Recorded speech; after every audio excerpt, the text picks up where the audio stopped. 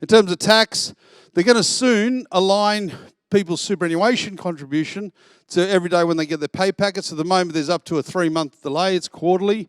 They want to do it aligned. That's going to help employees, but bad luck employer. You know, another nail in the coffin of half of Australia's businesses. 588 million to go chase people to make sure they are paying those things.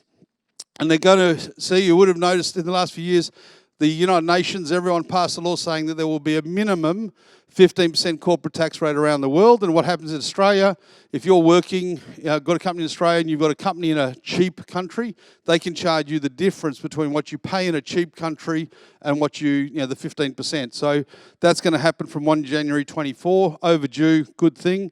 20,000 instant asset write-off, and they're going to be also giving you 20% extra write-off if you buy energy-efficient items. So an electric car or high energy fridge or something like that.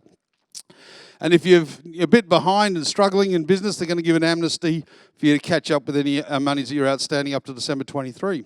In terms of other announcements, you might know that they've just gone and bought a truckload of, or not a truckload, just a few submarines under the AUKUS, which is mega money. No, it's not $4.5 billion for the submarines.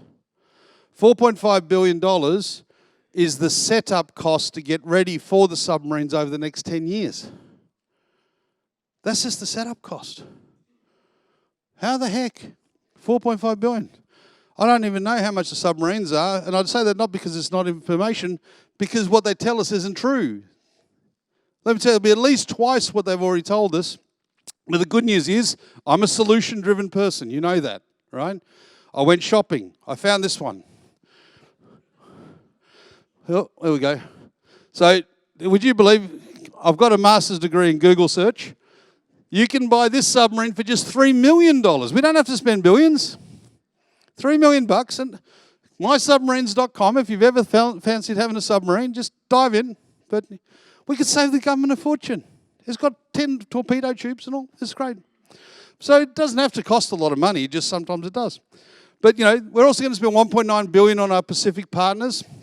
Penny Wong apparently is not just glamorous enough. She needs cash, so she's going to go and make sure we keep safe there. And then we're going to spend $1 billion on bio. It's all over the next 4 years. 2.4 billion, is going to come in from charging extra LPG tax. So we want stuff to be cheaper, but we're going to charge them more tax. But don't worry, we'll give it straight back to them as a subsidy, next time we pay the electricity bill. And then $200 million for a nature positive plan, to enforce environmental laws. That's important. And this is just some of them. $355 million for funding Uluru and Kakadu. $87 million for the student loan program. Again, basically just technology. And they're going to write off a whole bunch of loans because their technology was so bad that they couldn't work out how much interest to charge everybody that had loans. So they're just going to say, let's not bother. $326 million for women's safety, which is fantastic.